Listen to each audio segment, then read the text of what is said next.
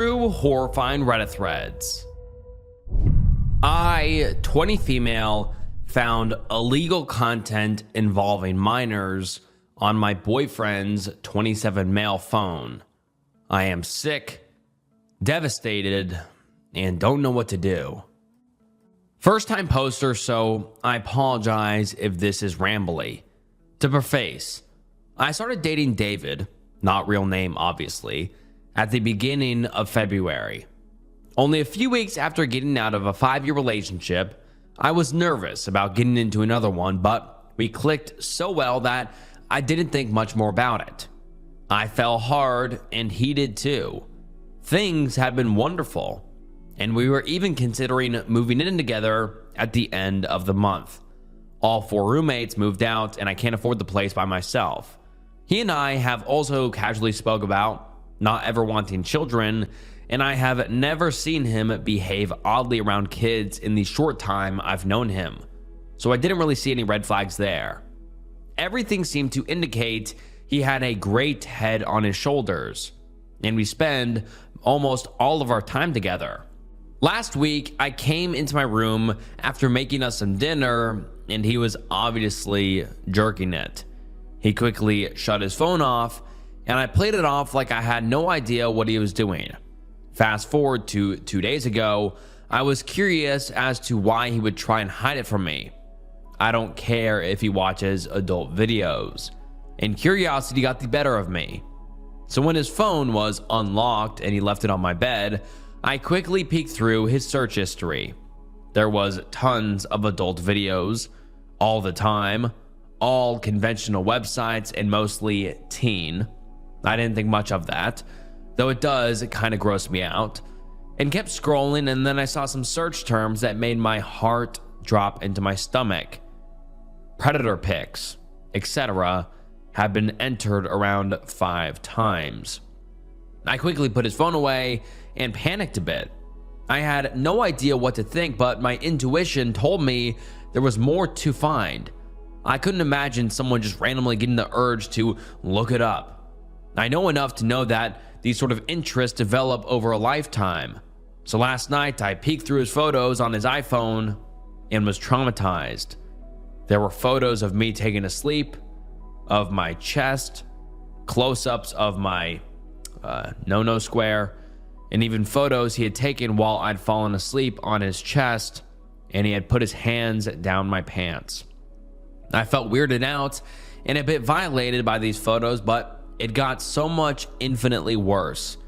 A bit further up in his photos, I discovered around 24 photos and GIFs of young minors engaging in suggestive positions, exposing their no-no square, and even adults engaging in horrible acts with young minors in a couple of GIFs. They all appeared to be downloaded off of the internet. I was numb. I was angry. I was devastated.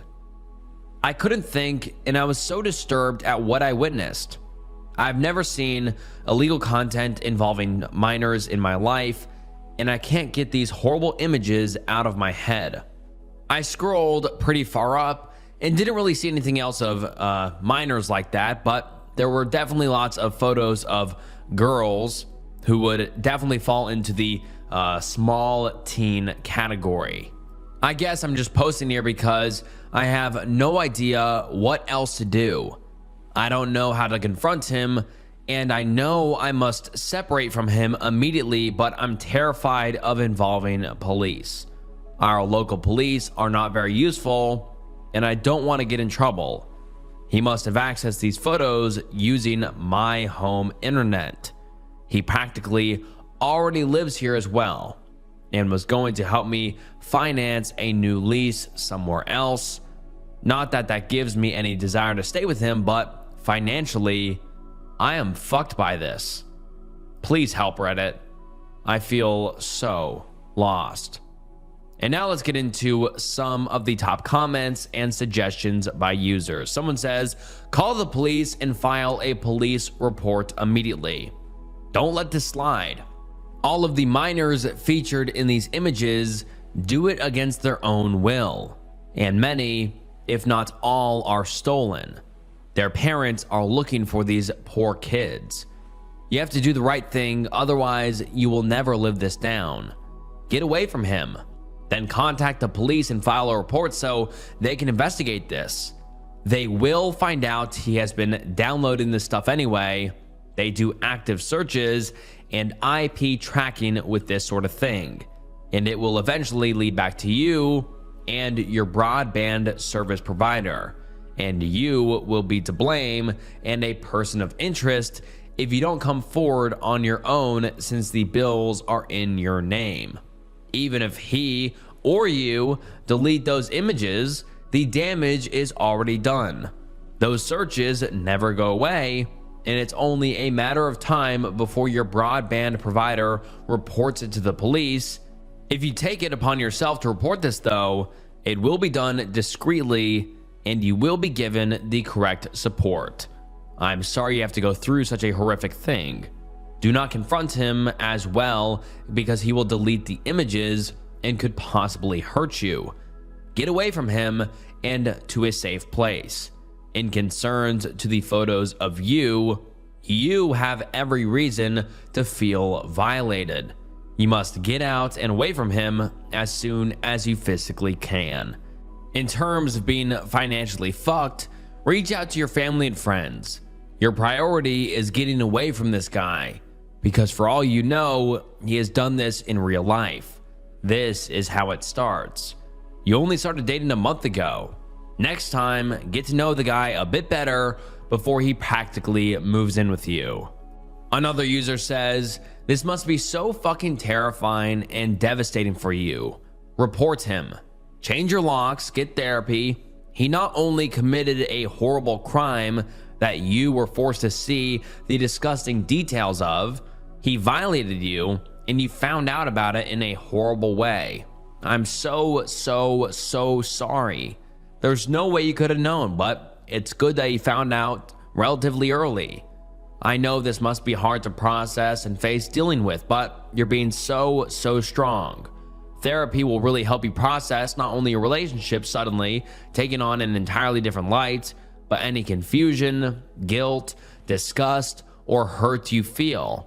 I know it's scary to consider that he may have used your internet to do this, but reporting him and being open and honest with any law officials, etc., will be what frees you from taking any blame for his sick actions if it were ever noticed that your internet accessed those things. We're all so here for you, and we are completely behind you during this. If you find yourself needing someone to talk to or anything of the sort, my PMs are open to you. I sincerely wish you didn't have to suffer through all of this, and I know financially this puts you in a difficult position.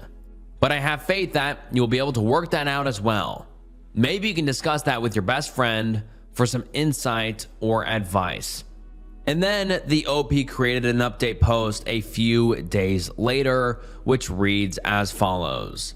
It's been a long night. Thank you all for staying patient. Also, this will be an immensely long post, so buckle in. First off, I just want to say thank you for the massive outpouring of support and love. I'm still trying to work through all of your PMs because I'd like to respond personally to each of you who were kind enough to send me loving words of support. I've been pretty overwhelmed by the amount of people who have commented and through reading every last one of your thoughts. I never imagined this post would gain nearly this level of traction and visibility, and it's my hope that if I can provide some description of the course of legal action taken and what advice I used from Reddit users, other unfortunate partners who stumble upon illegal content involving minors and find this thread, at least in Canada, will have some idea of what recourse they can take. I also want to state that for anybody who doubts the validity of my claims, I understand. This is an absolutely fucking insane sequence of events, and as much as I wish I had the energy to make something like this up for some arbitrary karma, I don't. To provide proof, I have sent photographs of identifications and the related arrest paperwork to mods and have worked with them to verify all of what I've written. Yesterday, I was picked up by my best friend Alex around 2:30. We drove around and talked for a while. I went to school, discovered it was closed, my scatterbrain completely forgot about spring break, and then we went back to his house to discuss all of the comments you had been leaving and come up with a course of action. We drank, talked, and after a few hours took a short break from staring at my phone to play some Apex. Alex dropped me back off at my house around 9:30. David was home, in my room, and immediately I noticed how he was exceptionally quiet and distant. He said he had to admit something to me.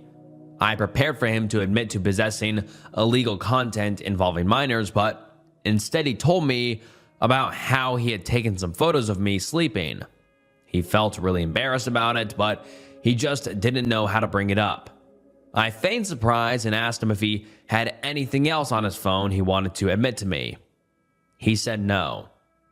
I asked him to look me in the eyes and tell me that, and he did. I don't know why. I was hoping so badly that he would be so honest with me about illegal content involving minors, but I really thought he'd admit to it then and there. Instead, he admitted he had been feeling S-word the last few months, but didn't think he would act on it. He asked me if that changed my perception of him, and I said no. He grew quiet again, and I left to go shower.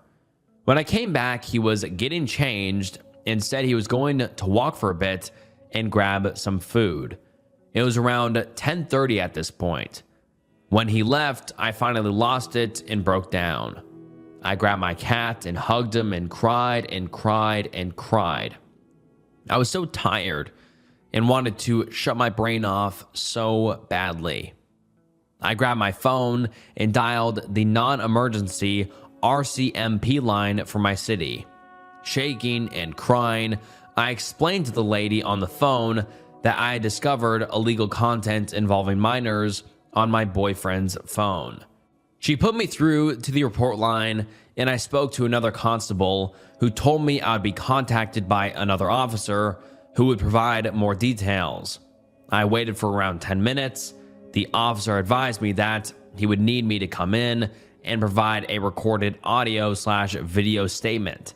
I asked if I could do it over the phone, and he said no. It must be done in person so that if this goes to court, Crown Counsel has clear evidence that I was not coerced into stating what I witnessed. I don't have my full license yet, and because of the late time, I wasn't able to make it down there on my own via transit, so the constable said he would come pick me up, asked me if David was there, and if I could safely leave without arousing suspicion. Luckily, David knows about my close family-like relationship with my best friend, so I made up a lie about how my best friend got in a fight with his dad, and he wanted to talk to me about it. David didn't seem to question it, and I waited for the officer to arrive.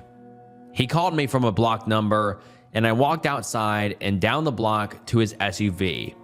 The constable and another officer greeted me. I got into the front seat, and we drove to the station. During the ride, I asked him about whether seizing the phone on my own was a good idea. He explained that I had done everything correctly, laying low and getting my thoughts together to take it to the police without notifying David. He said if I had taken David's phone on my own, that it would have not been admissible as evidence in court. They would have returned it back to him, and he could have deleted all of the evidence since suspicion had been aroused. It was around 10:15 at this point. They placed me in an interview room, and I sat and waited for about 20 minutes. The officer came back in and explained the process of the interview, that it would take some time and to be as thorough as possible with my answers. He said we could take breaks and brought me some water. He started off by asking me details about my life, where I grew up, past employment, etc. After that portion, he asked me about David, what our relationship was like, whether he was nice and kind to me, and anything else I knew about him. I told him he was sweet, that he had been nothing short of lovely in the time we'd been together, but I did express that things had been moving very quickly. He agreed. He then got me to explain how I came upon the photos in question, so I did. Then came the worst part. He asked me to go through, one at a time, the photos I explicitly remember details of seeing and describe it in very, very graphic detail. The positions of the minors, their ethnicity, any identifying characteristics such as clothing, etc. It was intense, but by the grace of God, I was able to keep my composure and not burst into tears. Mental/emotional exhaustion was fully setting in, and I was almost thankful for not having energy to bawl and provide a clear statement to the officer. He asked me if I would testify in court, and I said I would. The officer left a few times during the interview to discuss with his supervisor more questions to ask during the interview and the legalities of the seizure they would attempt. The full interview took about 3 hours, including all of the sitting and waiting. After I had been sitting for what felt like an eternity, the officer came in and explained that they felt my interview provided enough reasonable cause to seize his phone and place him under arrest. They explained how the process would go and whether I wanted a no contact agreement. I said yes initially, but the officer asked me if it'd be easier to not have one in regards to sorting out his belongings. That made sense to me, so I chose not to move forward with the no contact agreement. We got in the constable's car and drove down to my house with 2 other officers in 2 different vehicles, 3 in total. I told them I was more comfortable in a squad car than standing outside. I didn't want to face him, so they moved me to the back of the cop car. I've never felt so anxious in my life. I asked them to be mindful of my cats and not let them get outside. They promised they would make sure of that. About 15 minutes later, I saw them bringing out David in handcuffs. My heart, which had been dissolving in my stomach's acid all day, felt completely gone. I curled up in the fetal position in the back of the squad car and waited to be told I could go back inside. After another eternity, my phone had died by this point, but I know it was well past 3:30. They came back and explained he was under arrest but being released with promise to appear in court at a later date. I was told by the officer I could go back in and that they would help him find his way back to the place he'd been staying previously. The officer gave me a victim services card and a hug and instructed me to snuggle my cats tightly, that I did a brave thing, and to be well. I went back into my house, put Planet Earth on for background noise, and called my other best friend Paige, who had been keeping up with me about this since I sent her my Reddit post. We were talking for almost 45 minutes when my door burst open. It was David. He was frantic. His eyes were wide and he was hyperventilating. My jaw dropped. Officers said they would be escorting him back to his prior residence, and I was not at all mentally prepared to see him again. Paige asked me if everything was okay, and I told her David had walked through the door. I would call her back. Immediately, David came to the bed where I was sitting, dropped to his knees, and sobbed violently. He said he didn't know I would be here. He just came to grab a couple more of his belongings. He asked me what the cops had asked myself or told me. I lied and said that they said they had only told me they had suspicions of possession of illegal content involving minors. He sobbed more and loudly and said, "That isn't me, that isn't me, this isn't who I am," and cried more and more. His body was racked with sobs, and he apologized over and over again. It was immensely difficult to witness, and I wish I could have told him to get the fuck out, but I just sat there, immobilized, in shock. It was well close to 5 in the morning, and I hadn't slept or eaten much in nearly 48 hours at this point, so my body and brain felt like they were essentially non-functioning. David began and said that this has been something he struggled with after developing an intense adult video addiction in his early 20s. I asked him if he had ever been abused intimately, and he said no. He said he knew how horrible it was to seek these images out, but had no inclination or desire to ever violate any minors. He had never acted on these thoughts and never would. I asked him why he had never sought treatment before, and he admitted that he was terrified of what people would think. He had no idea what resources to access, and he felt ashamed. He said his previous S-word attempts in years prior were directly linked to the fact that he considered himself a predator. I nodded. I asked him if they would find anything on his phone that would incriminate him, and he said yes, they were going to. He admitted there were very explicit photos, and I asked him how he even found them. I don't recall we ever got to that. He promised me that he didn't use my internet to access it, but I don't really believe it. He apologized to me more times than I could count and asked if I hated him. I told him I wasn't sure that I felt hatred for him, but I was sure of being beyond disappointed in his actions. I told him how terribly I felt betrayed and hurt and violated. I expressed my sadness and what he had done, the innocence of these exploited minors, how he had so much potential to do so much good in the world, and how disappointed this was that he chose this route. Then I heard a loud knock on the door and lights outside my windows.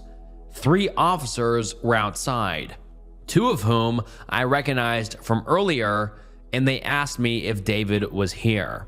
I said he was, and they said they were coming to perform a wellness check because Paige had called in. I realized I had completely forgotten to text her back and let her know I was okay. Bless her heart. The officers took David outside, and they each asked him if they had any cause to worry about his actions tonight, and he promised them they did not. I told them I was okay, that I would finish my discussion with him, and if I had any issues, I would have them on speed dial. They nodded and left. David sobbed and sobbed for what felt like a millennium, and I just sat and, well, endured it. Tears just ran and ran and ran from him. He said he knew what he was saying was cliche, but he was sure I expected to hear this great big apology.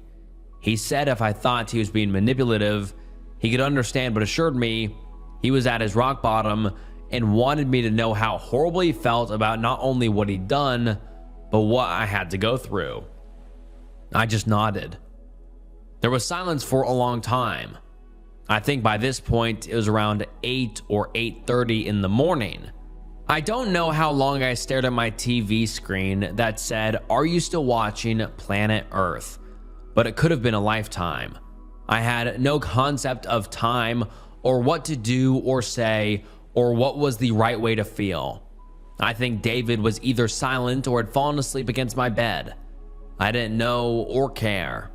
I was just numb. I would have probably sat like that until I died, but 2 of my 4 cats descended on my bed and meowed for food. I got up, fed my little critters and cats, and came back to bed. My brain wasn't capable of thought, so I stared at my TV screen until I passed out sometime around 9. I didn't sleep for long because when I woke up and checked my phone, it said 11:30. David was still awake and crying still. When he realized I was awake, he sat up and looked at me immensely pained. I just stared at him. He started apologizing and apologizing more. He expressed his life was over. He had nobody and nothing, and that I was his greatest light in life. How he never wanted to lose me. He expressed how much he cared about me and how he would do anything to win my affections back, to get me to give him a second chance. I shook my head and he sobbed, apologizing nonstop. At this point, I finally asked him to leave. I told him I needed space to sort out my emotions and I needed to get some sleep. I asked him if it would be okay. He nodded and grabbed his things. He said he would get out of my life and not contact me if that's what I wanted him to do. I said nothing. He expressed how much he loved me again and how sorry he was, and that if there was ever any chance of anything happening between us ever again, that he would be there. He said I love you about 10 million times and grabbed his bag and stepped out of my door. I've been laying in bed since then and writing this. I just want this to be over.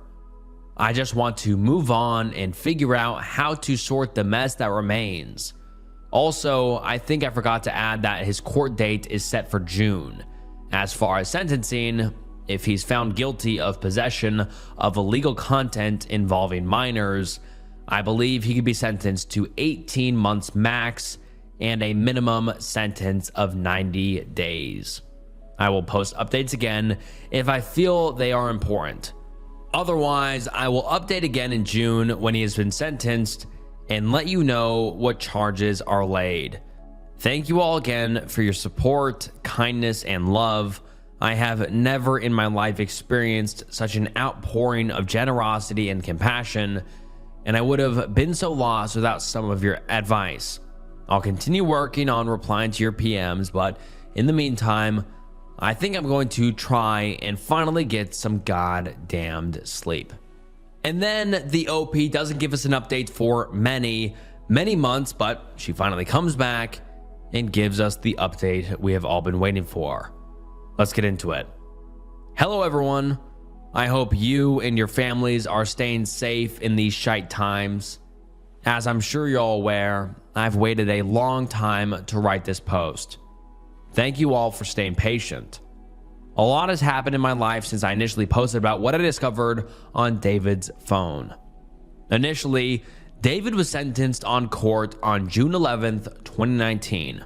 Well, June 11th came and went, no trial. I hadn't been contacted since by the constable assigned to the case, and as much as I wanted to figure out what was going on, forgetting about David, unpacking boxes, and moving on with my life was of more importance, so I didn't try very hard to reach out to the cops.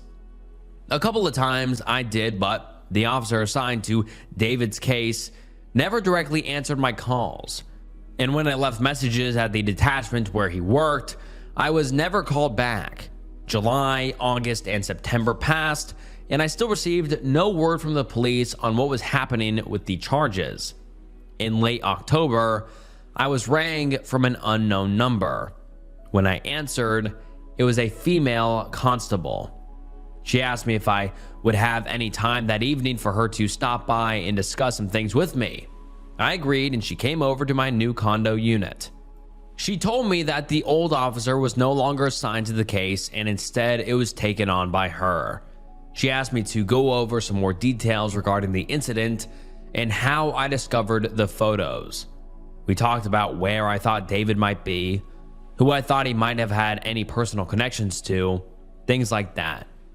She asked me some more details regarding the photos he took of me and asked if I wanted to press charges regarding that. I thought I already had back when I initially provided an interview back in March, so I was a little confused by this, but I, of course, said yes. I asked her why the trial hadn't happened in June and when she thought the charges might be finalized. She was unsure. Explained that the digital forensics team was unfortunately inundated with processing/investigating devices containing illegal content involving minors, and it was taking them a while to finish processing everything related to David. I expressed that the last officer was not particularly forthcoming with any updates or information, and she assured she would stay in contact with me and give me a call as soon as she had any notable new information to share. Well, That notable update came 3 days after Christmas. I remember this because I was still in the process of unpacking boxes in my new bedroom at Alex's dad's house when I got the call. She wished me a belated Merry Christmas and told me she had some not so fortunate news to share. Basically, David was not charged with a single thing. He never went to court. He was never added to a S-word offender registry. Literally nothing. I remember yelling, "What the actual fuck and why?" and also crying. Not my most contained moment, but I really can't begin to explain the frustration and anguish this news gave me.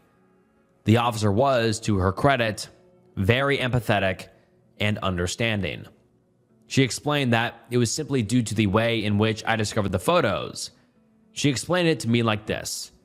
Basically, in Canada, the version of the American Constitution is the Charter of Rights and Freedoms. One of these is a charter right to privacy. This is related to electronic devices as well. Since his phone was generally locked by a passcode that I didn't know, and I was essentially went on the phone without his permission while he was asleep, regardless of my initial innocent intentions, Crown Counsel deemed it was a breach of his charter right to privacy. Therefore, all of the photos I subsequently discovered were not admissible in court. And since that was essentially the only evidence that existed, the charges had to be thrown out. Not only for the illegal content involving minor charges, but also for the photos he had taken of me without my consent. I told the constable that I thought it was absolutely ridiculous, maybe some more expletives, and she actually agreed with me, but told me there was nothing more she could do. Now the case was closed. The justice system had done its job, and she gave me another number for victims' services, which I pretended to write down, but didn't. So, yeah, that's it. Life was to go on. Happy fucking New Year. Some other details, mostly about me if anyone is curious. I haven't spoken to David since the beginning of May, when he called me from a payphone and decided to tell me his cat, who I had cared for over the course of a few weeks while he was in and out of homeless shelters after I kicked him out, had a blood infection. I remember telling him I was sorry and I hoped she got better soon. I didn't say anything else. And this triggered him into blowing up at me over the phone, telling me that it was obvious I only cared about his cat and I never cared about him. I ended up getting immensely pissed off that he had the audacity to raise his voice at me over something so stupid. So I hung up. At this point, any sympathy I had for him immediately went out the window, and it clicked in my head how truly, for lack of better words, fucked he was. I was really, really mad. He called me back right after, and for some reason I answered. I don't really remember what all was said then, but I do remember essentially telling him he was a disgusting predator, a manipulative sociopath, and his lack of genuine remorse for anything made me want to throw up. He tried to yell at me that I ruined his life, and I hung up the phone. For good this time. He called me back a few times, but I turned my phone off, and that was essentially the end of any contact. His mother, of all people, ended up messaging me and told me that me contacting him was really bad for his mental health. This pissed me off because not only was he the one who contacted me, but all of this he did to himself. And what of my mental health? I didn't ask for any of what he brought onto me. Not to make myself the victim here, but holy fuck. To say I have severe trust issues as a result of all of this would be an understatement. Those images are burned into my fucking brain.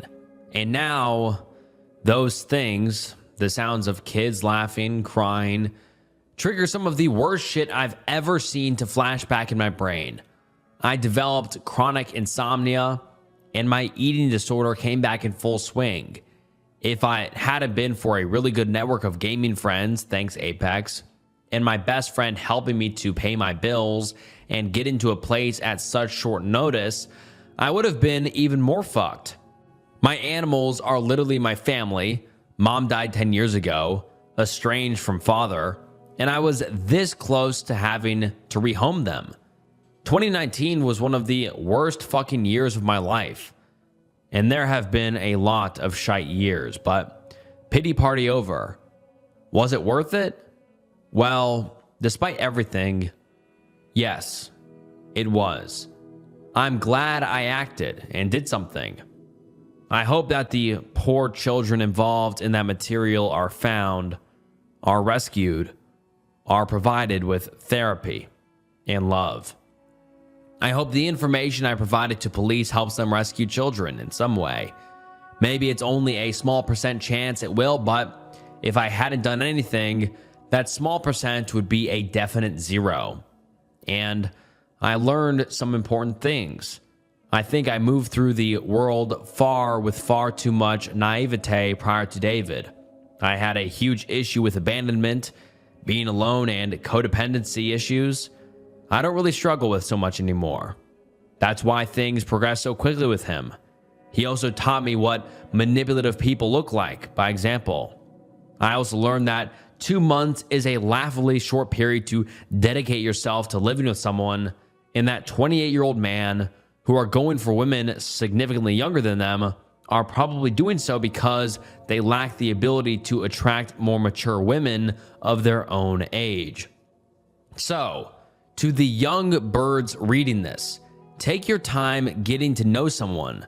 Don't rush things even if the energy is strong at the beginning. You are more than the chemicals in your brain. Now, to every single person who messaged me or commented with love, please know I read every single one of your messages, even if I didn't reply. To someone with none, you truly felt like a pseudo family, and your reassurance of my actions and your thanks for doing the right thing really helped erase any doubt in my mind that I was making the wrong choice. I will always feel gratitude in my heart for your multitudes of kindness. To everyone who messaged me telling me that I was faking it, that I was just as bad as a person as David, that I ruined his life, that I should commit S-word, that I deserved it, I am sorry for whatever circumstances in your life have caused such anger that you feel you must lash out and try to hurt other people as well. I wish you all peace. This will be the last post I ever make regarding this. For any future folks who find themselves in a situation similar, please do not hesitate to act. Difficult things make us stronger, and you are very strong. Like Sylvia Plath said, out of the ash, I rise. Take care, everyone. Came home from a 5-night camping trip to find eat shit drawn in the dust on our sliding door. Took a closer look, and it's on the inside side. Nothing is missing. Nothing has even been moved. Originally posted to r/RBI, and the post reads as follows. And right away, the OP links a picture to the sliding glass door that she referenced in the title. And like the title says, it says eat shit on the door and written on the inside. And like the OP said, also in the title, that they were gone for 5 days previously. So how could someone have broken in, wrote that on the sliding glass door, and then left without taking anything?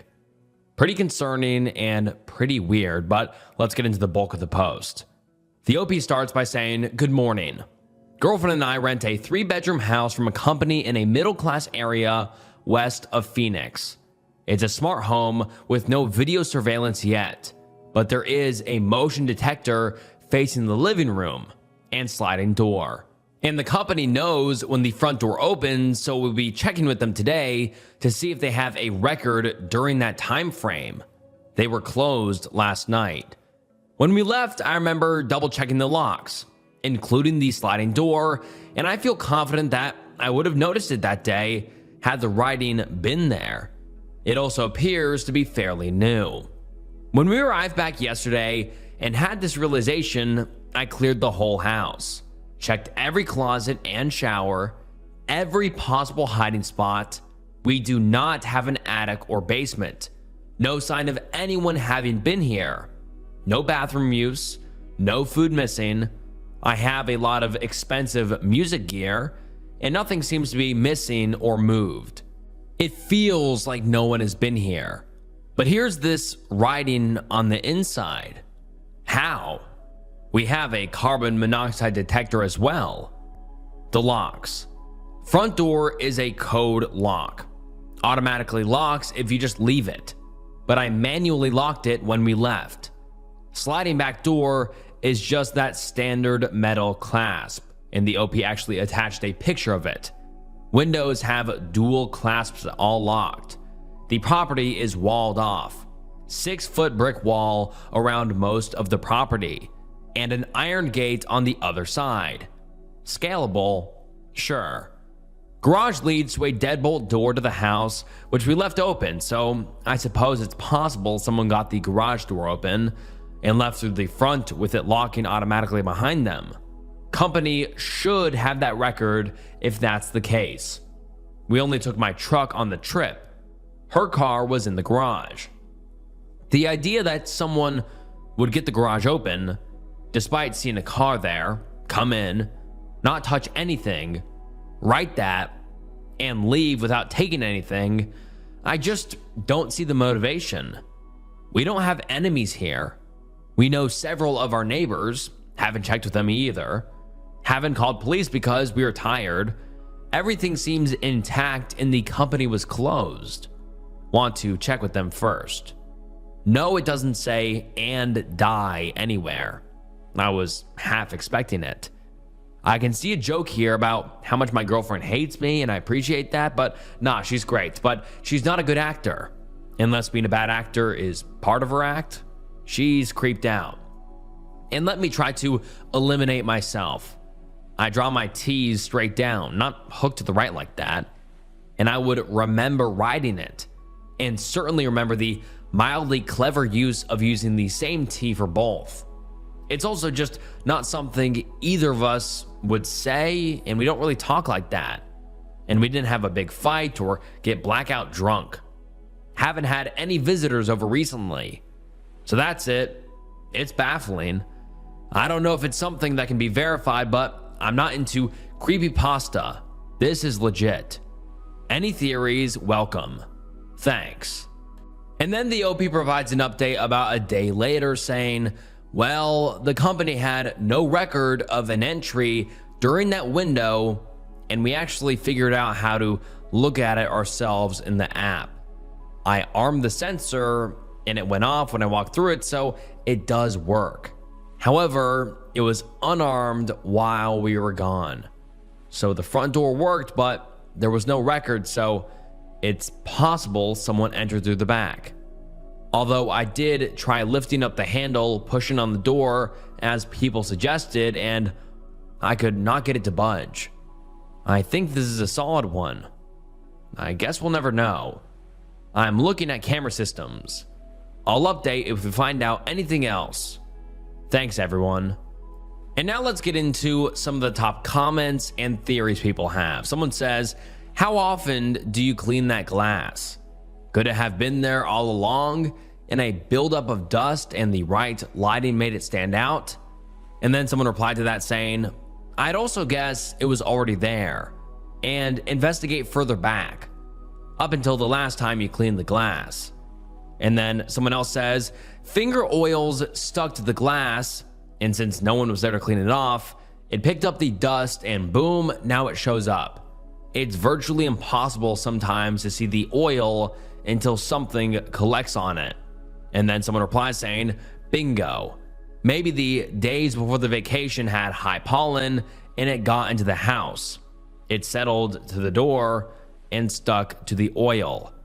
Someone else says, I'm wondering if it was possibly there previously, but not noticeable until dust accumulated, as if someone had drawn it with a finger, possibly in frost or if the door had fogged up, and it just didn't show up until the dust didn't stick to the oils from the finger. I mentioned this as a possibility since I once exited my shower to see a smiley face on my medicine cabinet mirror. My young daughter had drawn it previously, but it wasn't until my shower fogged the glass that I saw it. And so that seems to be the general consensus in the comments, that people think the OP or someone the OP knows, like their girlfriend or whatever, wrote it on the glass beforehand or way beforehand, and it just required the high pollen or dust to eventually show up. And so it's most likely the OP that is freaking themselves out. But what do you think? Do you think possibly a robber or someone that broke into the house wrote that on the glass and left without taking anything? Or the more likely theory that the OP or someone the OP knows wrote that on the glass a long time ago, and the special conditions finally made it shine through, but the OP has not since updated this, and this was 4 years ago, so most likely people in the comments guessed correct, and the OP wrote it themselves, but I'll leave it up to you. What do you think? I, 24 female, had accidentally killed my boyfriend's 28 male bird and had said hurtful things to him. I'm afraid that he's going to hate me. I am going to say this now. In no way do I believe that my actions were justified. I hadn't meant to do what I did, and I feel incredibly guilty about the whole situation. I feel like there is no way I can ever apologize to him in a way that would be adequate enough to atone for my actions. We've been dating for 3 years, but have known each other for about 5 or so years. We had always been close friends. He's had depression/anxiety for a majority of his life due to his childhood. Our relationship was more or less perfect. I've always tried my best to be understanding due to some strange habits/attachments that he uses to cope with his illnesses. While his attachments were somewhat unhealthy, in my own opinion, as long as it helped him cope, I tried not to mind it much. One of his weird attachments was a bird. He had never been addicted to drugs/SH, but had found comfort in this cockatoo that he said he had since high school. I had never liked birds much, but he says that doing stuff like bird watching had always helped him to take his mind off of any intrusive thoughts. His bird wasn't aggressive or anything, but I wasn't a big fan of it. He had what I considered to be an unhealthy attachment to the bird, but I had never said anything to him about it. These past couple of months, our relationship had been a little rocky. I'm not sure what happened, but he started to avoid me and would clam up whenever I asked him what was wrong. For context, we lived together. This had happened before, but never to this extent/time period. I began to wonder if I had done something wrong or hurt his feelings somehow. He had explained before that sometimes he just gets like this for no reason, and he assured me that it would always pass. It normally would, but this time I wasn't too sure. It had gone on for too long. My boyfriend works from home, and I had the day off. He was in his office doing whatever the hell he does with that damn bird. I swear, he pays more attention to the bird than he does to his own girlfriend. At one point, I went into his office and locked us both inside, demanding that he tell me what the problem is. Bad idea, probably. He hates being cornered, and I knew that and decided to use that against him. He asked for me to unlock the door and to leave, and that he'd talk to me later/in the living room. I refused, once again demanding that he tell me what's wrong, and if he didn't, I'd break up with him. I feel like it was kind of a low of me to corner him and threaten him, essentially forcing him to share something that he wasn't comfortable sharing at the time, but that thought didn't cross my mind at the time. I feel terrible, but all I wanted at the time was answers. We had gotten into a heated argument, although one-sided. Admittedly, it was just a slew of insults on my end, and then he started to clam up and the bird ended up stealing his attention once more. I just about had it with him ignoring me to pay attention to his bird, and in the heat of the moment, told him just that. I clearly remember telling him, just date the damned bird since you obviously love it more than you love me.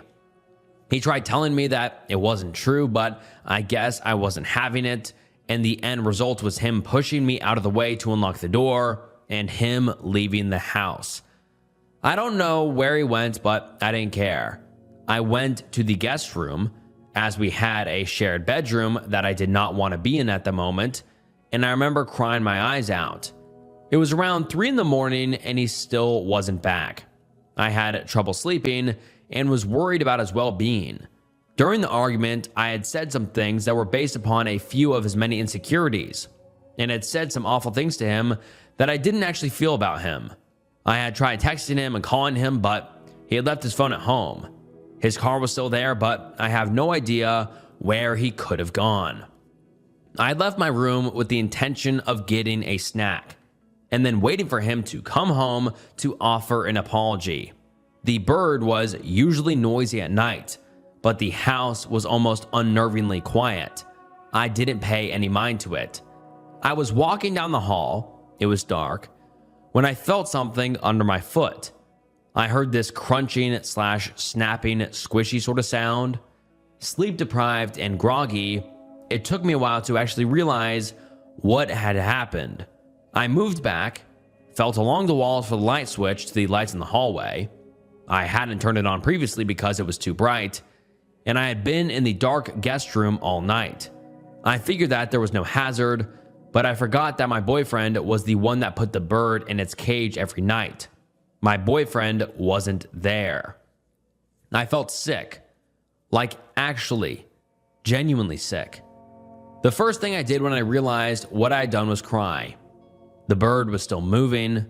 I hadn't killed it, but I'm guessing that its spine snapped or something because it was on the floor, kind of sprawled out, struggling to move.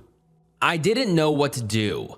I ended up putting it in an empty delivery box and sticking it in the closet in the hallway. Sure, I hated the bird, but I didn't want it to die or anything, much less kill it myself. I hadn't meant to do it. And now let's get into some of the top comments. Someone says, locking him in a room and demanding information from him is abusive and controlling. I don't buy your story about the bird. If that is how it happened, you should have called an emergency vet ASAP. And then someone replied to that saying, I'm starting to not buy it either. Cockatoos are kind of tall. I'm not sure what kind of steps she was taking, but even if it was an accident, it's absolutely heinous that she stuck a living bird in a cardboard box to die and then acted like everything was fine when he texted her to take care of it. Someone else says, your story doesn't really add up unless the bird was lying quietly on its side in a darkened hallway. Not likely at all. It seems more likely you maliciously killed the poor thing. Someone else said, you are an abuser. He should hate you. You refuse to compromise with him or attempt to understand his relationship with his pet. You locked him in a room to scream abuse at him. You became so jealous of that bird, at best, you left it alone to die. You respect your boyfriend so little, you felt it's acceptable to let him believing his pet is alive. There is no way to come back from this. You need to break up immediately and get intensive therapy because you absolutely 100% have serious mental health issues to act this way. And then the OP makes a comment saying, how else was I supposed to get him to listen to me? We live together, yet I rarely see him around the house. He'd avoid me, and I don't know why. Is it wrong to want answers when he's behaving weirdly?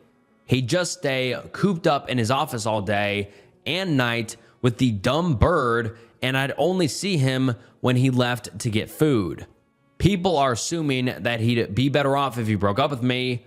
Why? I'm not an abuser, and one, am the only support system he has left. I technically didn't lie to him either, so... And then someone replies to that saying, you are a horrible psychopath. Maybe that's why he'd be better. Someone else replied to that saying, would you feel comfortable if he locked you in a room and demanded you to do something he wanted?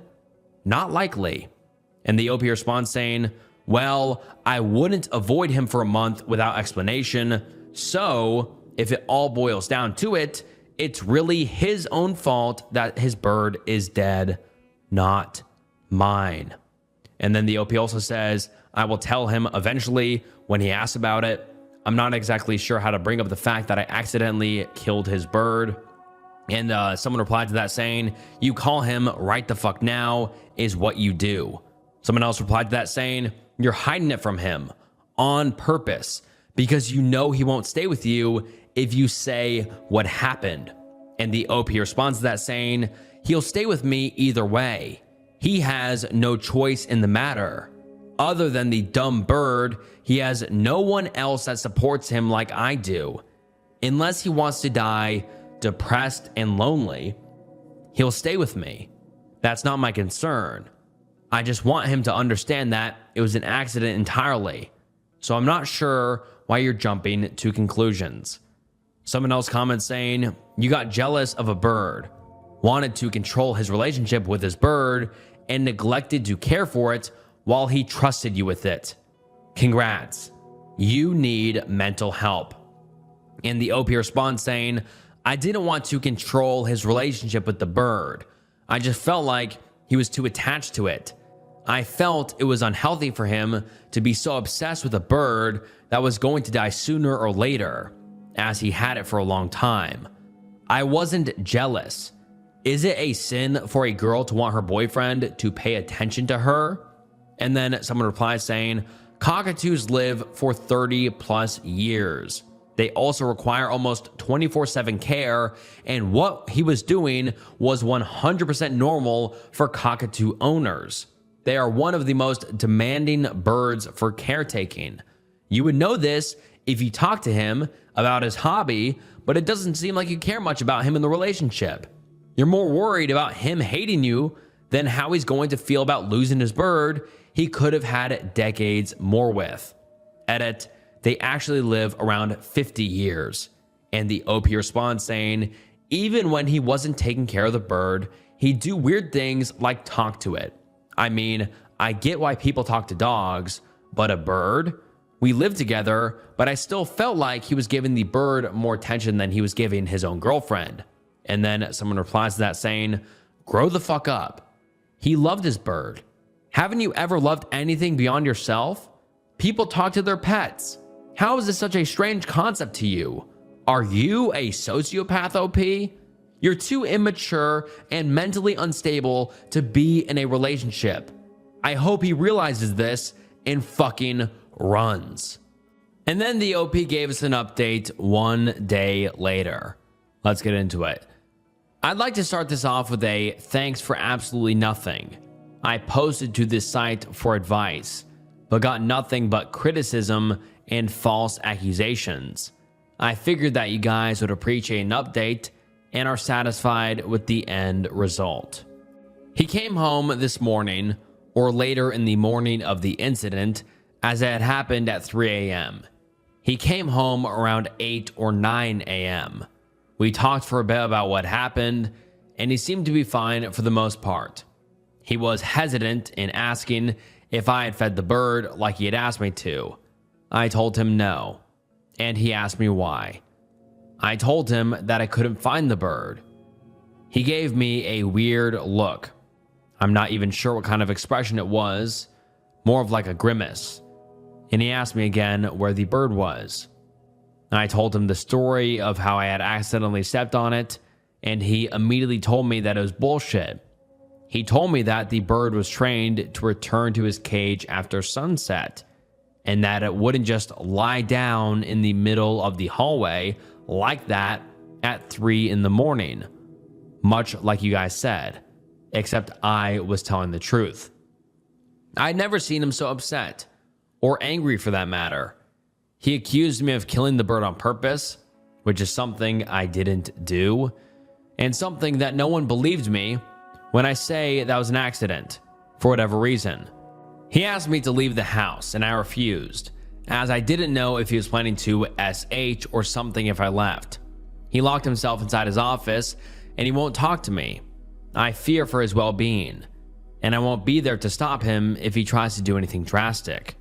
How do I get him to listen to me? A majority of you are convinced that I killed the bird on purpose and that I'm abusive, even though that is not the case. It was an accident, and I am being misunderstood. I just don't know what to do. And now let's get into some of the top comments. Someone says, just leave him alone. Why would he listen to you or trust you when you lied to him about why you didn't feed the bird? I couldn't find it, turned into, well, it's dead because I stepped on it. Leave him alone and go get the therapy you very obviously desperately need. Someone else says, poor guy, just leave.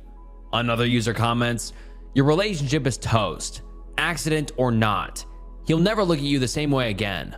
He won't trust you, as this is something so traumatic for him, he will never get over. You should just leave as he says. That's the best thing for both of you. No good can come from sticking around.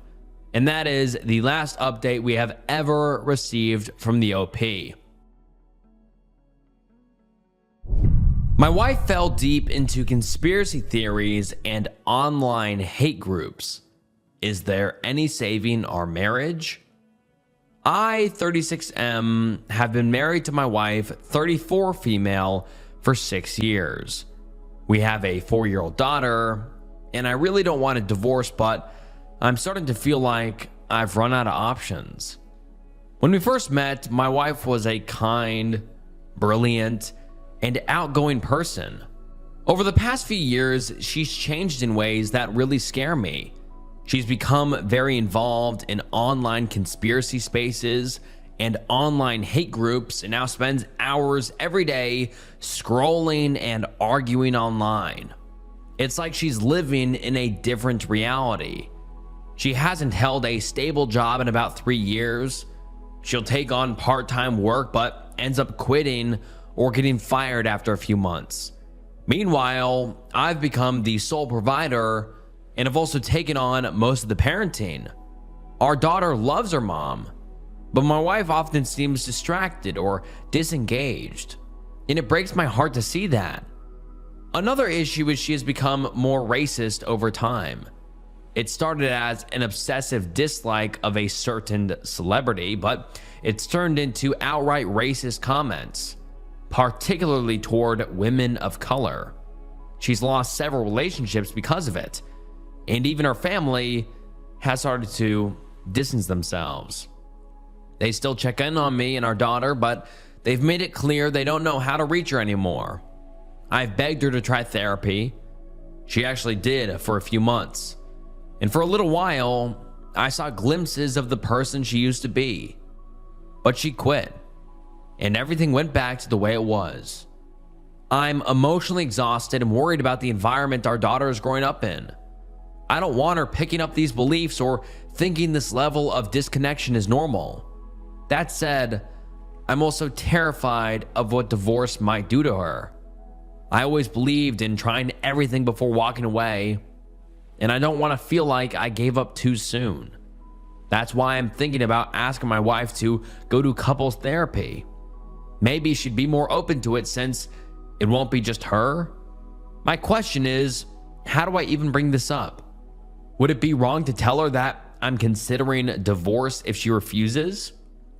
I don't want it to sound like a threat. I just want her to understand how serious things have gotten. I love her and want to believe there's still a way forward, but I can't keep doing this by myself. If anyone has been in a similar situation with a partner who's fallen deep into conspiracies or become resistant to therapy, how did he approach it? I really want to try everything I can before making such a painful decision. And now let's get into some of the top comments. Someone says, Threatening divorce to force her into couples counseling is not the appropriate route. For couples counseling to work, both people need to be open and willing to do the work. Approach couples counseling as a team effort. It's something that could help you both better communicate and work together. Couples counseling doesn't solve relationship issues, but it can give you the tools to tackle the issues together. The rabbit hole of conspiracies is difficult to pull someone out of. It's almost like an addiction, and you can't force someone out of an addiction if they don't want to give it up. Consider counseling for yourself as well. It may help you navigate this situation. And the OP responds to this and says, I feel like I don't even know how to talk to her anymore. She rants at me about things, but I haven't had a good conversation with her for the longest time. I appreciate what you said about getting counseling for myself. I've honestly been so overwhelmed. Someone else says, you faced what I did with my brother. Unfortunately, the main problem with all things conspiratorial is the cult members are programmed to reject absolutely everything that refutes their positions. Counseling will only work if she realizes she has an issue. And you can't really use it as a lever because there is just no way she will respond to the stick without automatically concluding that you are a part of the cabal, deep state, libtard, them, that is out to get her and her cult members. It did not end remotely well with my brother. We are permanently estranged. And then the OP responds saying, I was afraid to hear this. She used to be a liberal, but she is now strongly anti-medicine, thinking of homeschooling our daughter because the education system is manipulating kids or whatever, anti-government. It's a long list. I'm sorry about your brother. Another commenter says, your daughter will do far better being raised in a co-parenting arrangement than being raised in a loveless home. Staying together for her is not the right choice. You need to want to stay together because that's what's best for you and your wife, and it seems like your wife isn't good for you anymore. And the OP responds saying, one of the things that really scares me about the idea of divorce is what would happen with a custody arrangement. I may not have any control over what our daughter is exposed to during her time with her mom. I'm also scared about her general attentiveness. My wife can be so wrapped up in her phone or online discussions that she tunes everything else out. If our daughter needs her or got hurt, I'm not confident she'd notice right away. Another commenter says, if it's possible, I'd try filming the moments you mentioned where your daughter is specifically trying to interact, but she's clearly not interested as she's on her phone, etc., and play them back to her. And the OP responds saying, thank you for filming suggestion. And the OP adds to that saying, she used to be a very outgoing person. She had a large supportive circle of family and friends, was involved in our community, and then the pandemic hit and she started spending so much time online and just never went back to being her old self. No matter how hard I tried or her family or friends tried to reach her. Another commenter says, as soon as you mentioned getting obsessed with a celebrity and now is against women of color, I pegged this as a Meghan Markle thing. I'm sorry she had found her dopamine hits in hatred. Best of luck to you and your daughter.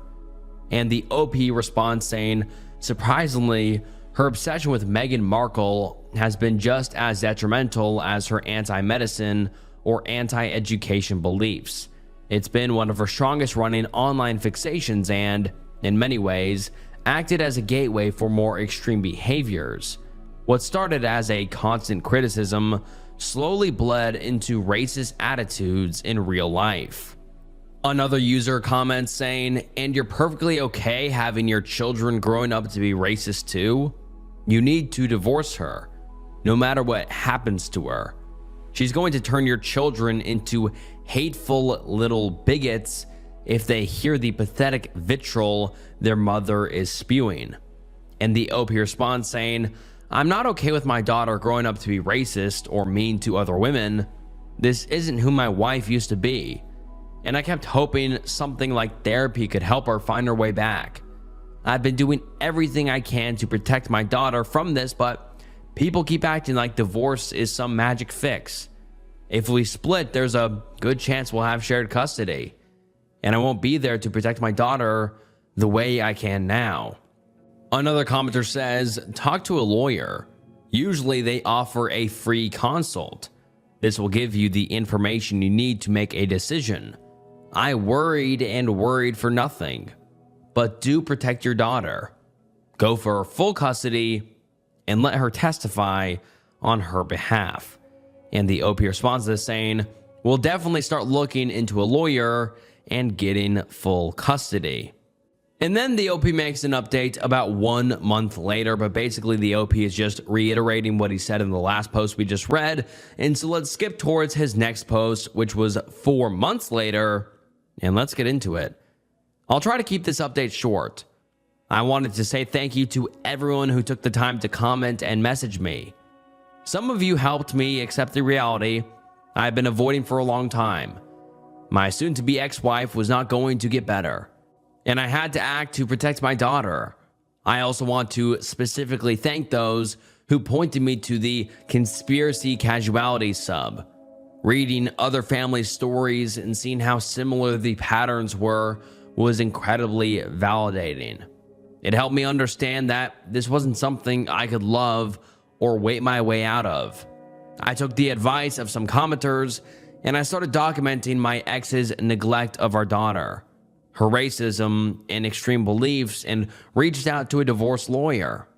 I checked on our joint bank accounts as advised and discovered that she had been withdrawing large sums of money from a joint account we opened early in our marriage for family vacations, etc., and that we had discussed using to eventually set up a college fund for our daughter when she was born. When I confronted her, she initially denied taking the money. When I demanded she show me where the money went, she went on a long rant about creating a better world. She admitted she had donated money to organizations like TPUSA, claiming they would create better schools and keep kids safe. She also spent a significant amount on designer handbags, shoes, and clothing that she had hidden from me. The craziest thing is she was also being scammed by someone she met through some royal gossip subreddit who claimed to have hired a private investigator to expose Meghan Markle. Apparently, this person would send her negative articles about Meghan Markle and claim that the private investigator had discovered this information and sent it to the press, and my wife would send more money. She told me all of this as if it were completely reasonable and saw nothing wrong with it. I told her I was filing for divorce, and at first she thought I was joking. But then she exploded at me and began throwing things while ranting about me breaking up the family. A glass cup she threw hit me in the head. I left the house bleeding and went to my neighbors, who called the police. She had trashed the kitchen by the time the police showed up, and they arrested her after I explained what happened. I applied for and was granted a domestic violence restraining order, along with temporary custody of my daughter. My wife currently has supervised visitation only. She is facing a misdemeanor criminal charge related to the domestic battery incident, which is being handled in criminal court alongside the ongoing divorce proceedings. She is currently living with a former coworker, and her family has reached out to express support for me and my daughter. I am in the middle of divorce proceedings, and my lawyer believes I have a strong case for sole custody. This isn't how I ever imagined things ending, but I'm grateful I listened to the advice here when I did. My priority now is my daughter's safety, stability, and emotional well-being. Thank you to everyone who helped push me to act.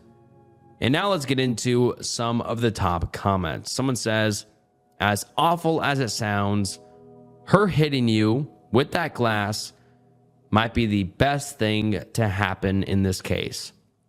A CDV verdict is usually a massive help to securing custody. Best of luck to you and your kiddo, and hopefully your ex maybe someday regaining their sanity. And the OP responded to this saying, my lawyer told me the same thing. Before we had discussed how family courts preferred joint custody arrangements, but we might have a chance if I could prove neglect. Her hitting me with the glass and acting unhinged in front of the police really increased those chances. I'm just glad my daughter wasn't around when all this happened. I'll be going to therapy when the divorce is settled. I'm currently just focused on making sure my daughter is okay. Thank you for the concern. And then the OP clarifies saying she is facing a criminal case which is separate from our divorce proceedings. I'm sorry if that was confusing. And that is the last update we have received from the OP. And this was only posted about a month ago, so he could definitely come back with some updates about the legal proceedings or what happened. But for now, we are in the dark, but I really hope that the OP and his daughter are safe. My parents have joined some new age religion and intend to move me to a compound against my will. What can I do to get the hell out of here? So I really don't know how to start this, so I'll just get right into it. My mom and stepdad are really into new age science and beliefs. I've never agreed with them on this and didn't know how extreme it was. Recently, though, they've become involved in an extremely weird support group. I say that in quotes because I have no clue who they are. When I'm around, they never mention any group names or what organization they work for or are part of. Because of this, I have not had much luck finding out stuff as New Age Cult gives too many results to look into. This Monday, my mom and stepdad sat me and my 4 siblings down. They told us that we will be moving at the end of the month to a more stable location within a spiritual community. According to them, they plan to pull all 5 of us, I'm 16, couldn't think of anywhere else to mention this, out of school here and enroll us in their mind awakening school wherever we move. I tried to get anything out of them, but they refused to talk to me at all about it. According to them, because I'm still a child in mind, body, and spirit, I need to listen to them and not ask questions. I've actually been freaking out since then and have been trying to get advice, but I've been unable to. They cut off the internet, phone, and TV Tuesday, and they have been keeping a laser focus on me and my siblings since then. I'm currently at a friend's house, and this is the only way I've actually got access to the internet. This seems like a cult 100% to me. Last night they had 3 people come and talk to me and my siblings, and the stuff they told us was crazy.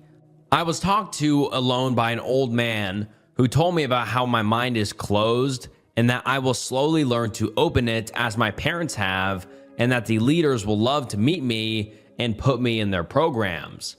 I need to know what I can do here. My dad has shared custody of me, and since Monday, I've had no contact with him. He is supposed to have a call with me every night, but my mom claims he's been informed and supports this 100%. I tried calling him this morning, but he didn't answer. He lives in another state, so it's kind of hard to get into contact with him outside of phone and email. I'm at a friend's house because I was able to leave the house for the first time in a week this morning after I told my parents I wanted to go to the park, but came here and told my friend everything. Her parents are not home, but she's trying to call them, and I plan to stay here tonight if I can. My parents have forbidden me from using the internet because it's, quote, full of lies from them. I'm so lost right now, it makes me sick. I do not want to go with them to this obvious compound, and I need to know what I can do here.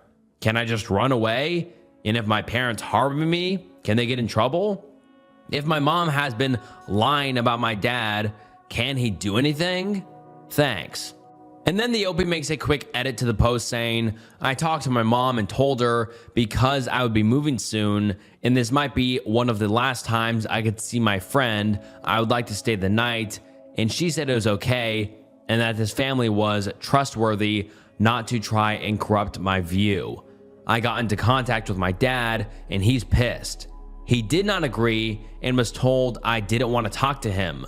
My 15-year-old sister's dad was told the same, despite the fact he has primary custody and she only spends the summers with us. My sister's dad is going to call CPS too, and I just got done with my call to them, but I won't repeat what they said here. I will be spending the night here, and when my mom asked me to come back tomorrow, my dad has told me not to go back and tell her that he'll be flying down here to Florida immediately if I don't check in with him or he hears I went back to her. He says that he is already looking into emergency custody. I want to thank my friend's parents real quick because holy fuck, they have been great. They both have been great and are working with my dad right now to help me. I also will be going and buying a burner phone tomorrow and withdrawing all my money from my bank. My dad says he will handle getting my stuff from my mom when the time comes. Thanks guys for the advice. And then the OP makes an edit about 1 month later. Let's get into it. Since my last post got popular and people still seem interested in my situation, I thought I would give you guys an update on everything. It's been over a month and I'm sorry I kept you guys waiting. Things were pretty crazy and my therapist said it probably wasn't the best idea to rant about it online until I felt ready. Well, now that I'm settled down a bit, I feel like it might be good to get this off my chest anyway. Sorry if this disappoints you guys, though as my dad says, I should not include any personal details for fear of leaking my identity, so even though I know the group now, I won't be naming them for fear of it getting back to me. So after I stayed the night with my friend's family, my mom and stepdad tried to get me to come back home immediately. My dad said not to go, so I somehow convinced my mom to let me stay the rest of this day, and I would come home that night. This plan didn't work out very well, as my sister's dad called the police to report that he couldn't contact my sister and was afraid she was kidnapped. It didn't take long before my mom caught on that I was the one who leaked to him their plans, and they freaked out. My mom then came to my friend's house and tried to force her way in to take me because I had been corrupted and needed to be locked away from bad influences until we left for the compound. My friend's parents called the police, and I called my dad, and he got to talk to my mom. I'll leave it short and say this was a nightmare situation that almost ended up with my mom being charged with trespassing. My mom and dad argued on the phone for over 3 hours outside of my friend's house. In the end, my dad made it so I would not have to go with them, but the only safe place my mom would agree to me staying is with my uncle 4 hours away. I stayed with him for over a week, and it was the worst week of my life. My mom called me constantly to try to talk to me and, quote, save me from the evil energies my father had possessed me with. My stepfather also began to send me various threats and told me that at the end of the month, I was coming no matter what. After a week of this, everything changed. My mom stopped calling me. My stepdad stopped texting, and they went quiet for 4 days. Me, my uncle, my dad, all of them couldn't reach them. My sister's dad also stopped being able to reach them. During this time, my mom bought my sister a plane ticket home, and my sister's dad only learned of this when he got a call after my parents dropped my sister off at the airport. After this, my mom called me one last time. She proceeded to tell me that she had been meditating, praying to my guardian spirits daily, and talking to the leaders, all to help me open my third eye to see the truth and understand I was being used by evil. During these sessions, apparently she finally realized the truth and saw me for the, quote, evil spawn I was. According to her, I am a evil seed, and that I not only was brought here to bring evil spirits onto her and her good children, I also infected the womb and corrupted my sister. She told me to send my uncle down and pick up all of my worldly possessions that were infected and to not come with him or ever contact her or her family again. She ended up telling me that I was never her child and that she hopes the universe deals with me. The last contact I know about was her telling my dad she wants to revoke her parental rights. At the end of last month, they moved to the compound with my 3 step-siblings. I moved out to live with my dad and have been in therapy since then. Things are still pretty raw right now, and I really don't feel like getting into the emotions I feel towards this, but I feel like at least updating this may be a start. Thank you for everyone who gave advice and sent me messages on here offering help. I really do appreciate it. People acting strange at my door. Originally posted to r/RBI, and the post reads as follows. At around 8:15 in the morning, my doorbell rang. Pretty early to be ringing a doorbell, and I wasn't expecting anyone, so I walked quietly to the peephole and looked. There was a man in a hoodie and a baseball cap walking around on my porch. I watched him for a little bit, and then he rang the bell again. I went over to the front door and peeked out.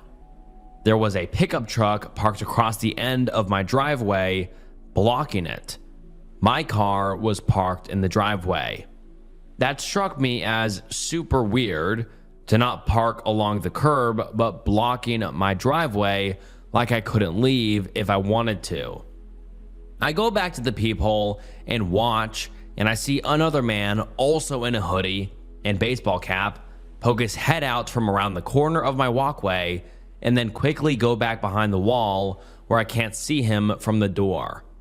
Now I'm really freaked out. They stayed for the next 15 minutes, ringing my bell 5 times. The first man pacing the porch and looking at his phone, and the other man staying hidden around the corner the whole time. I called the police, but they didn't come until a little after they left. I am armed. I have no idea what they wanted. I didn't speak to them and try not to give them any clue that anyone was home, but my kids were up, although they were being pretty quiet. The man at the door did seem to try to listen for noises. I live in a typical suburban neighborhood, nondescript house with a minivan parked in the driveway. I'm not involved in anything shady or anything like that. Maybe they had the wrong house? They haven't come back so far, but I thought maybe somebody would know what they were up to. And now let's get into some of the top comments. Someone says, please get some sort of ring camera. Shady shit is less likely to happen if they know they are being recorded. Also, I love the car alarm technique if you had one.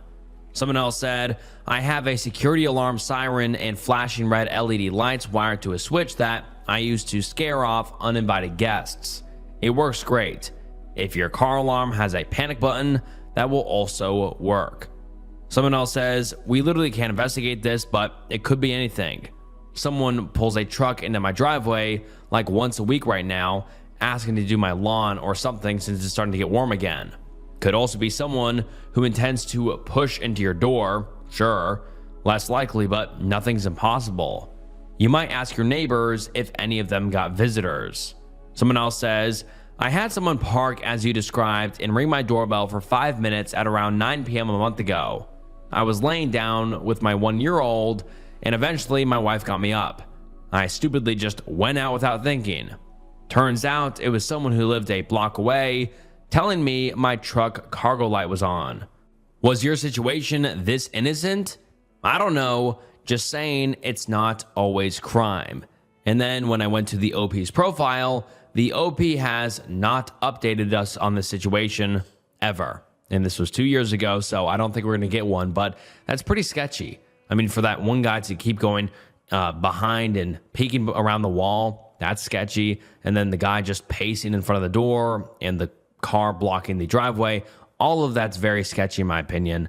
Luckily, the OP didn't go out, but hopefully they didn't show back up. And I mean, it's kind of concerning that the OP hasn't given us an update, so hopefully he's all right, but who knows? What do you guys think? Boyfriend won't stop watching our new neighbor out the window. Hiya. Not sure if this is the right place to post this or if it's even something I need to worry about. Haha. But would love some advice. For context, me, 39 female, and my boyfriend, 40 male, have lived together for the last decade and have been dating since high school. We live in a small town and are happy together. My boyfriend is a manager at a local store. I don't have much of an idea of how he acts at his work, but I'm friends with some of the other managers, and they have their complaints. Mainly that he passes work he should be doing off onto subordinates a lot. As a person, he is not cruel, but he can be a bit short, admittedly a bit lazy, and rude to some in and I don't care how you feel but won't intentionally upset you type of way. This will be important later. A couple months ago, a new family with maybe 3 kids moved in across the road. It just so happens that one of the kids, who's 16 to 18 female, works in the same store as my boyfriend. I'll call her Kay. The area of the town we live in has the houses very close together, with narrow streets and low walls around yards. Because of this, we can see right into our new neighbor's shed. It has a glass roof and wooden walls, so we can only see in from upstairs or from this one spot in the lounge that gives us a view through the shed door window. I see Kay in the shed all the time, almost whenever I pass a window. I don't look for her, and I just don't stop to watch her. It's just easy to notice. I've seen her play instruments in there before, and if you listen carefully, you can hear it. Sometimes it looks like she's just sitting in there chilling, but I don't know. In any case, she's in there often. I don't know what else she does in there because I don't look on purpose. My problem is that I think my boyfriend is intentionally watching her through our windows. I'll go upstairs to the bathroom and catch him looking out the window in that direction. He's even started sitting on the sofa besides the window in the lounge, which he normally doesn't like to sit in, which is the only spot in the lounge you can see into the shed from. I realize this doesn't sound like much, which is why I'm posting, but it's happening multiple times a day. Initially, I thought that maybe he was just listening to her play instruments, but then I'm catching him look myself, and she'll just be chilling, not making any music. Adding fuel to the fire, my friends who work at the store with him have mentioned to me how he helps her out, even when she doesn't need it, and is very patient and kind to her. This is a bit weird. Please refer to start of post.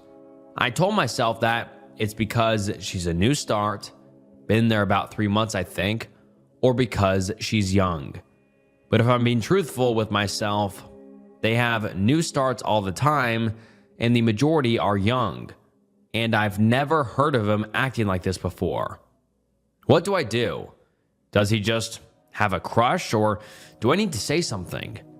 Maybe this isn't something I need to worry about? Thank you for the advice. And now let's get into some of the top comments. Someone says, no matter what his intentions are, I definitely would not be comfortable with this. Even if they did not work closely together, he's quite literally spying on a underage girl. Kind of unsettling, even if he was single. I would ask him about it and hope for a truthful answer, but I doubt you're getting one.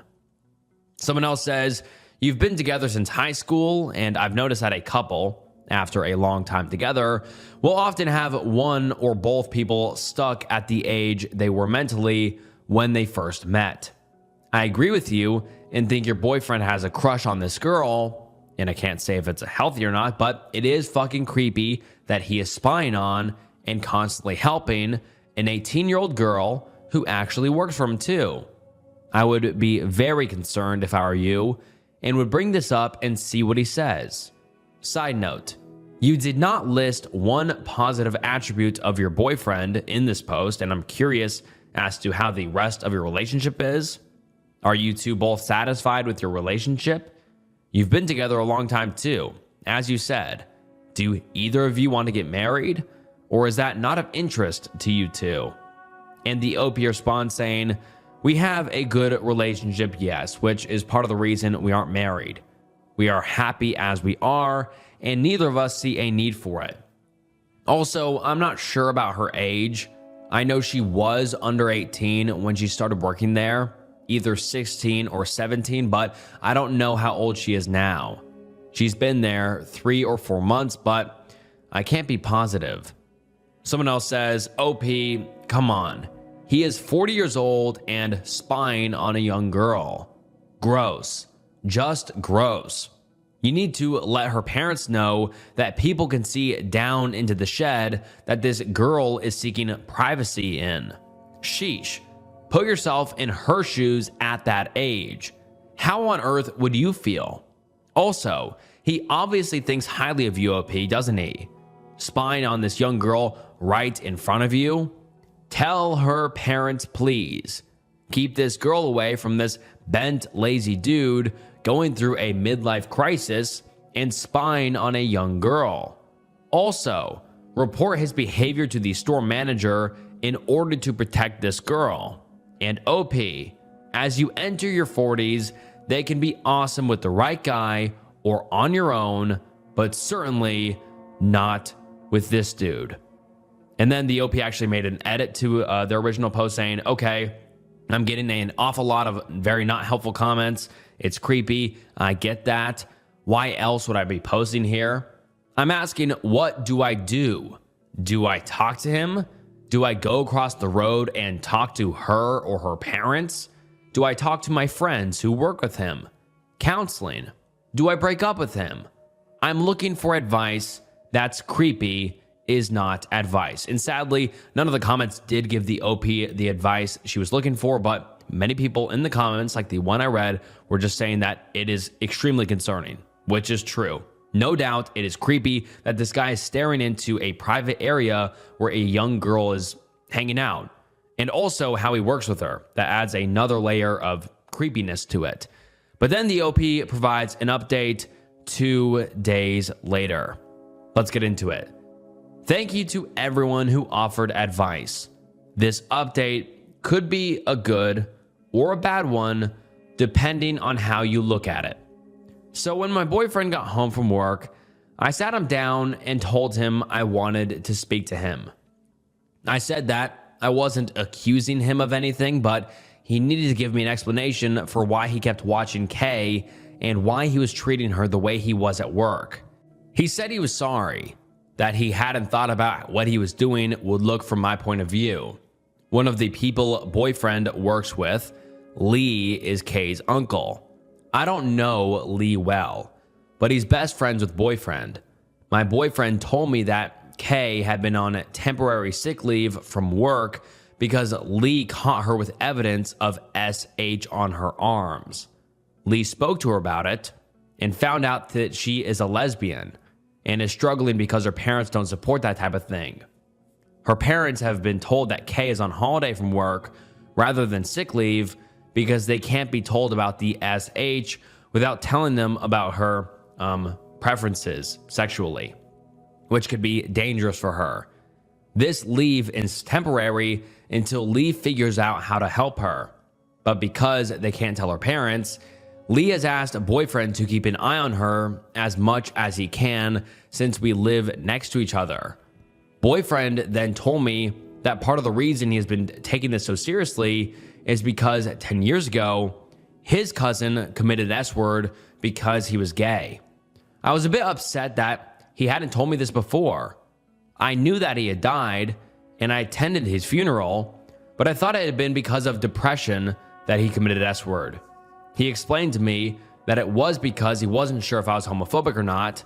I come from a very conservative Christian family, and while I admittedly was homophobic when I was younger, I am ashamed of myself for that and would like to think I've grown as a person since then. He then told me that this situation had made him realize there was faults in our relationship. This was partially because He didn't know that I was a safe person to speak to about what Kay was going through, and also because watching Kay reminded him of how I used to be. Kay plays instruments in her shed, as I mentioned in the original post, and he said that seeing her so passionate about music reminded him of when we were teenagers, when music had been my greatest passion, and I had wanted to pursue a career in it. He said that he thinks we both have lost our way a bit since we were young, and I have to agree. I have no passions and no hobbies anymore. I work in a job I hate, and I see now that having both lost ourselves so badly has had more of an effect on our relationship than I thought. We have decided that we will be going to couples counseling. I will be signing myself up to some music classes, and boyfriend is thinking about going to individual therapy to help him work through some of the guilt he has over his cousin's S-word. In terms of Kay, I have suggested to my boyfriend that we put some money towards helping Lee in paying for therapy for her. We are comfortable with money and should be able to afford to help her. Now that boyfriend and Lee know I am not homophobic, we can work together to figure out the best way to help her without putting her in danger with her parents. Thank you for everyone's advice. I hope this update will do. Haha. P.S. Before anyone says anything about it, I have confirmed that what my boyfriend said to me is true with both Lee and a friend who works with them. So I know this is not just some excuse he's made up. Thank you. And now let's get into some of the top comments. Someone says, wow, that was a twist I didn't think I was going to see. I'm very touched by your boyfriend's caring nature and your openness to talk to him and understanding what is going on without judgment. Both of you are very mature, and I really do respect that as someone who is now in a 5.5-year relationship and working hard toward a long-term commitment.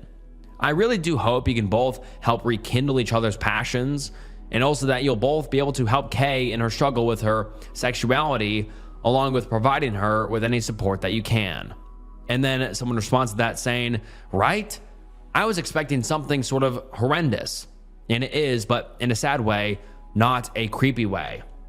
I'm glad that this young kid has people who care about her though, and I'm glad your boyfriend has been extra kind to her.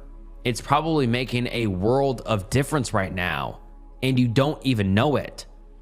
I hope everything works out in therapy with you two, and your bond grows stronger. I also hope that girl gets the help that she needs. And then someone else responds saying, good luck with everything. And as a small, safe gesture, if you feel safe doing it, you could pop a small rainbow flag or poster in a window, so if Kay or anyone else like her in your neighborhood walks past, they know there's a safe friend.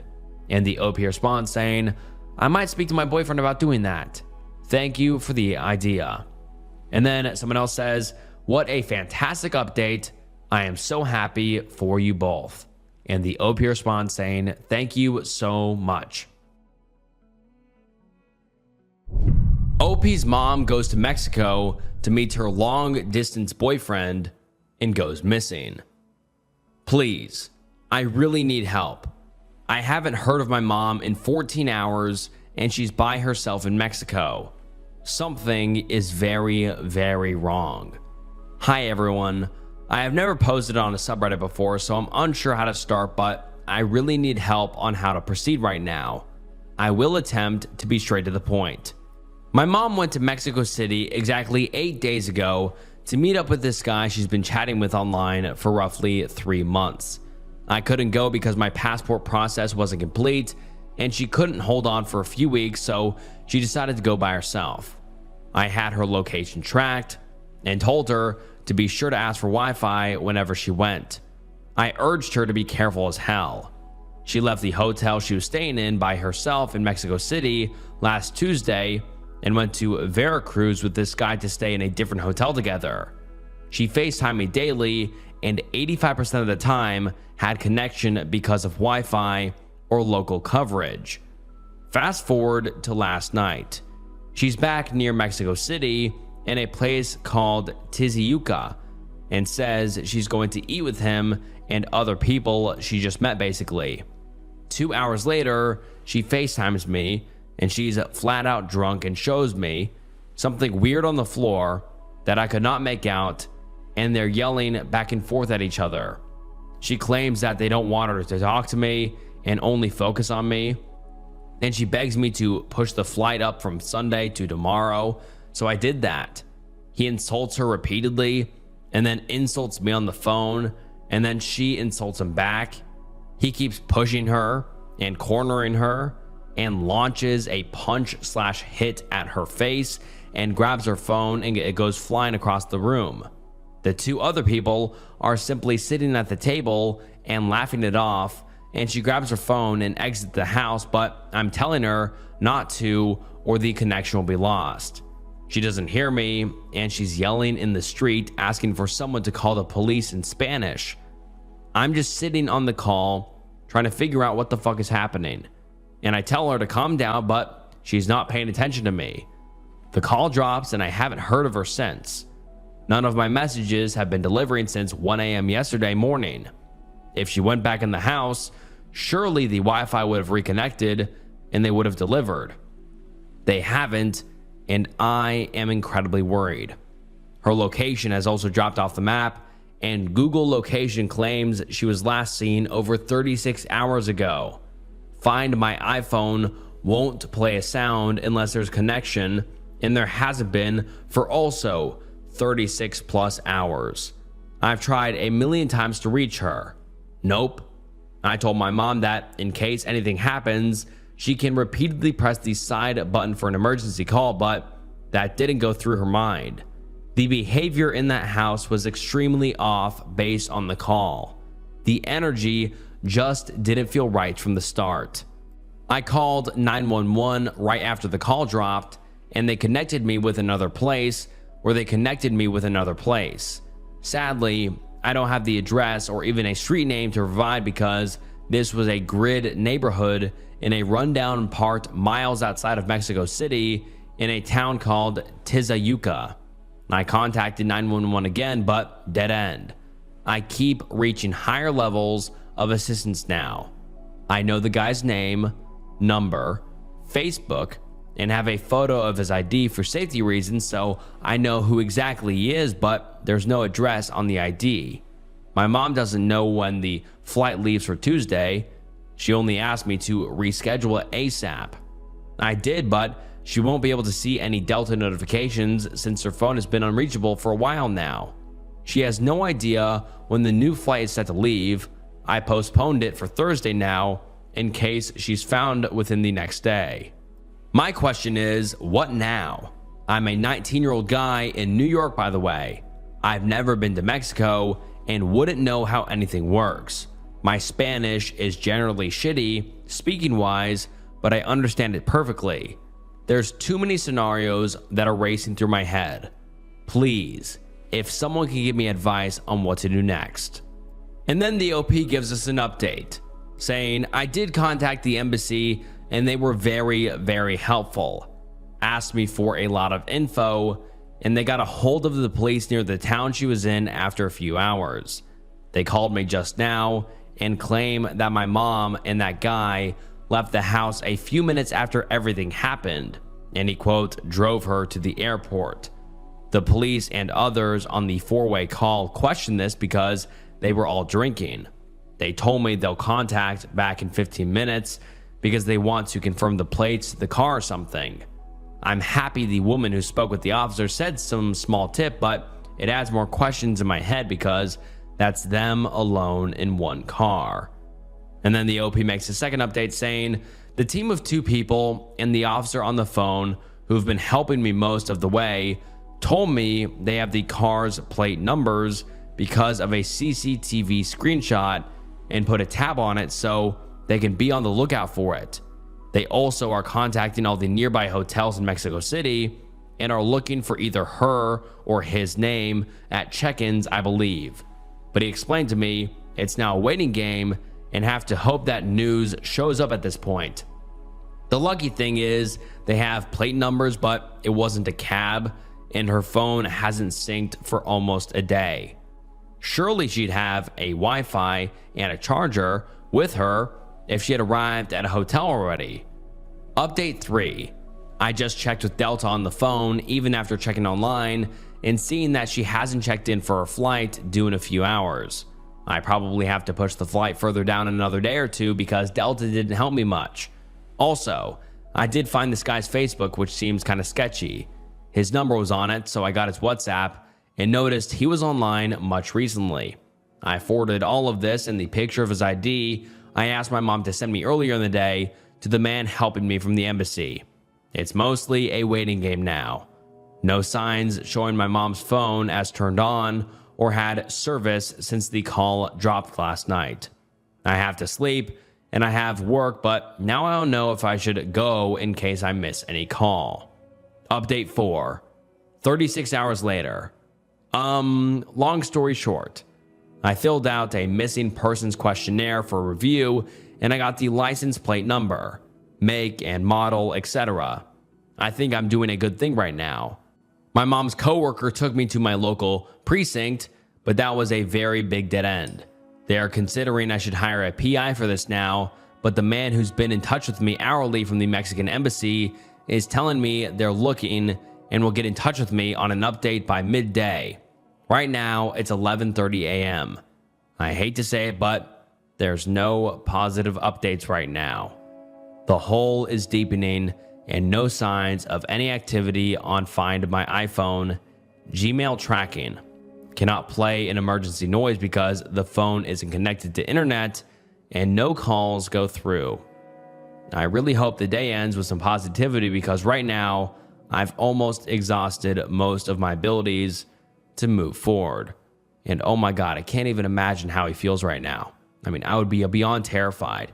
And the OP is exhausting all of his efforts, contacting the embassy, contacting the police, etc. And they can't give him any answers. God, I would be a wreck. I mean, this is like a nightmare situation. But then the OP provides a 5th update.